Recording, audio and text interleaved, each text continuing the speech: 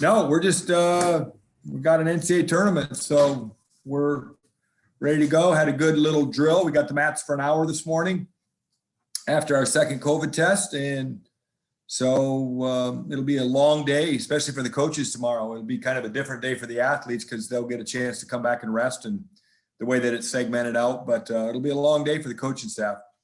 So I'll let you guys fire away. Do you know I know the sessions like tomorrow, it's like session 1A, 1B, 2A, 2B. Like, do you know how those weights are broken up? Is it just 25 through 57 and 65 through heavy or? Yep, they're going to go 25 through 57, I think from 10 to 12, and then I think from 2 to 4, and then 5 to 7, and then 8 to 10. So it'll be 2-hour segments. That's the goal. That sounds like it's going to be really weird. Yeah, well, everything's weird, that's for sure. I asked Ian a variation of this, but just the fact that we've gotten to this point in the season and they're, by all accounts, we're going to have a tournament this weekend. What is that feeling like, knowing how uncertain everything was, even, in late December? Well, I think we're fortunate. I think all of us agree that, hopefully this pandemic is, we're on the backside of it. And I think, pulling off this tournament, knock on wood, everybody testing negative all weekend, everybody that's here, is a sign of that. I think with results, I think what you'll see is if you pick up the paper Sunday morning, you're going to see some names there that you didn't expect to see place top 8 at each weight, just because there's been so few opportunities for guys to compete. And so there's guys out there that are probably going to sneak up on some people this weekend. So let's hope they're Cyclones, because it's going to be a very interesting tournament. I think it's probably one of the hardest ones, I think, to prognosticate or predict. And you guys probably can attest to that more than anybody, because that's what you guys do. So that's my take on it. Try to do, at least. Try to do. But I know Ian also said that maybe the weirdest part about the season was just the fact that you guys didn't have any tournaments until the Big 12 tournament. Right. But I know that there were a handful of dates where you guys got, 2 or 3 duels in. Did that maybe help in preparation for the Big 12 tournament? Is there an advantage there by scheduling some of those the way you guys did? I hope so. I don't think we had we wanted to win it. I don't think we had a bad Big 12 tournament. Could we have won a few more matches there to help us? Yeah, to win that tournament. What we tried to do in a couple previous weeks to the Big 12 was try to simulate a day. So if you notice, we went at, 11 or 12, and then we went at 4 or 5. And we did that for a reason, to try to get them used to competing, literally laying down, getting some more nutrition in them, and maybe taking a nap for an hour and then getting ready. So that's what the agenda is going to be tomorrow. Those guys, that first group will come back over here at 12:30. They'll have lunch waiting for them. They'll get some food in them. They'll sleep. They'll get back up, shower, and, get a good little break and come back and get a lighter warm up in and compete for the second round.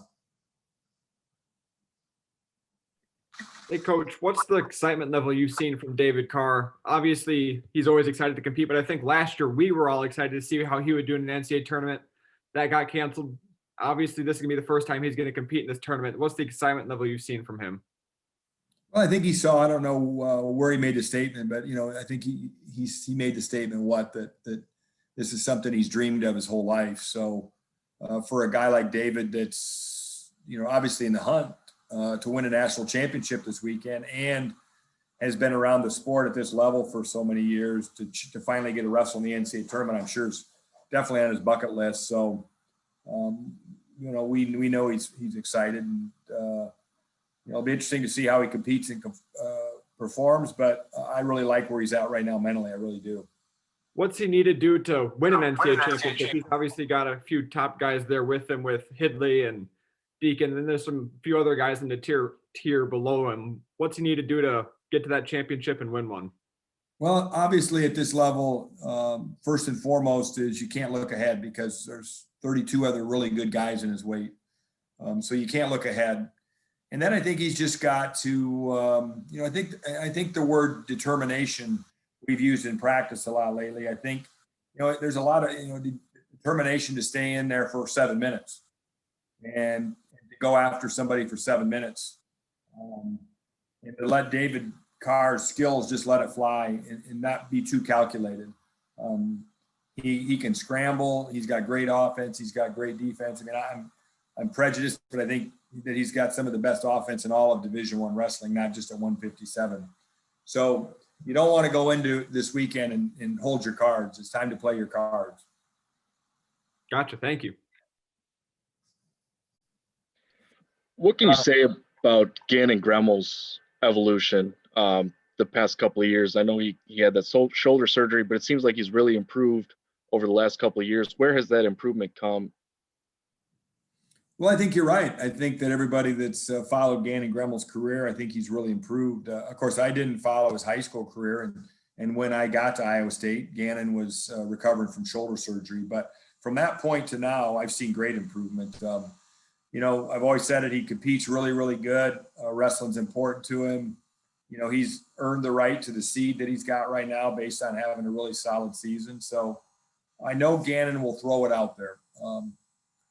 As much as heavyweights throw it out there, he's going to throw it out there. So I'm excited to see how he competes all weekend as well. I mean, just to see where he turns out and how hard he competes against those really good guys. I mean, he's got a really good athletic guy tomorrow morning. Tomorrow, I guess after lunch with Hofstra. So, you know, heavyweights they just, by the nature of the beast, they have a lot of seems to be more close matches in heavyweight than any other weight. So you got to get in the right side of those. Well, I was kind of going to ask you about those brackets, because obviously there's some big names in that bracket. What does he have to do to elevate himself into that conversation? Well, he's got to get there first. So we can't take him too fast because he's got to get there because, like I said, he's in a weight class where there seems to be a lot of close matches. So he's got to get there, you know, and then he's got to be ready to go and compete because he's really wrestling some athletic guys. And he's going to have to open up a little bit to beat these guys because these guys got offense. So he's going to have to find some offense to beat these guys. It's, you know, you're not going to beat a first or second seed at that weight by going out there and going 1-0 or 2-0. You're going to have to find some offense. Let's hope we have that let's hope we're having that conversation with him, you know, Friday night. Thanks, Kevin. Do you get the sense that Kyson Tarakina is kind of walking around with the chip on his shoulder, you know, being an at-large bid and being that 33 seed? Well, that's exactly what I told him this morning. Is he got new life, and he needs to put a big old chip on his shoulder, bigger than him, and go prove it. And you know, at this level, there has to be there's got to be a little nasty involved. You got to go out there and take it from him. And if he does that, he can win some matches and he can really progress into this tournament. But he's got to go take it from him. You don't back into wins at this level. You got to go take it. And I'm thinking that I'm hoping that he learns something in the Big 12 and he goes out and goes after him a little bit more because the kid's really talented. Coach, what's the mindset of guys like Sam Colbray and Jarrett Dagan, who coming into the season where I think they're both top 10 guys. Now they're lower seeded, mid-seeded guys. You said earlier, you're going to have some unexpected guys reach that podium. Given their seeds, I guess they'd be unexpected, but given their talent level, I don't know if it would be. What do you see from their mindset this weekend? Well, we had a conversation after workout this morning, kind of just to jump off of what I talked about with Kyson is that, you know, because of the year that it was and, you know, injuries and those two guys that you mentioned, Colbray and Dagan getting in there kind of late, you know, I think they were disrespected a little bit in the seeds, but it makes sense because their season was short and they lost some matches early that they might not have normally lost because I think just not getting the mat time in versus guys that did get the mat time in, I think cost them. I said, so, you know, across the board, I felt like there was a lot of places that we were maybe underseeded and rightly so, but based on how good I think these guys are. And so this team's got to have a chip on its shoulder all weekend because if we got to go do something that people don't think we can do. When they seat you 29th and 21st, they're not giving you a lot of respect. So let's go prove them wrong. And we got 3 days to do that.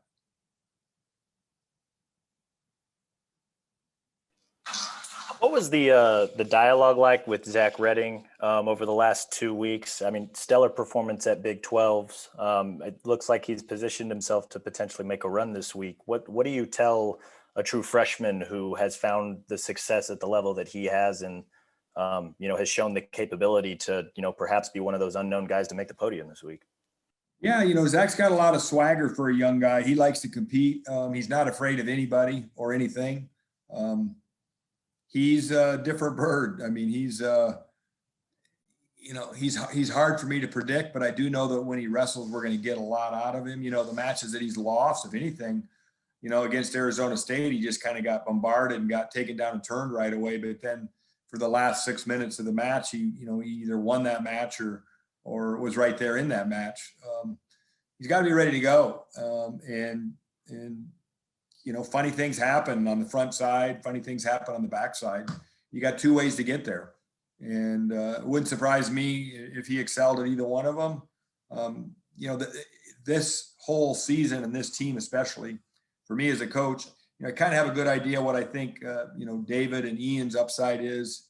But after that, I'll be honest, because of the shortened season and just because of the way things have fallen this year, with some injuries and everything, I usually have a pretty good grip this time of year of where we're going to kind of end up. It's a weird year. I don't know. I really don't know where we're going to stand with some of these guys. Just haven't had enough reps out of guys like even Terrakina, Coleman, Colbray, Dagan. Those guys it's a short season. I think they're lucky to get half of that. So, are these guys just starting to come in, hit their stride? They might be, or maybe they just still don't have enough matches under their belt to compete at this tournament. So there'll be an interesting, I don't have a prediction. I'm the head coach. I should know a lot more, but I don't have a prediction with a lot of these guys right now. I just know that there's a lot of ability, and it wouldn't surprise me if any of those guys ended up on the podium. Not one of them on Saturday. How weird is that feeling, just because of the schedule and there just wasn't as many competitions this year, and you didn't get your eyes on all the guys at least as much as you normally do? Yeah, I think everything was weird about the year, and I think coaches, we all are control freaks by nature, so you like to have a little bit more control going in there. But there's not much control this year. There's a lot of speculation, and really kind of what it feels like a little bit, Cody, is it feels like when you go to Las Vegas in early December and you don't know how your guys are going to do, and you don't even know half the other guys from other schools because they got all new guys in their lineups. It almost feels like a Cliff Keen Invitational, but everybody's here.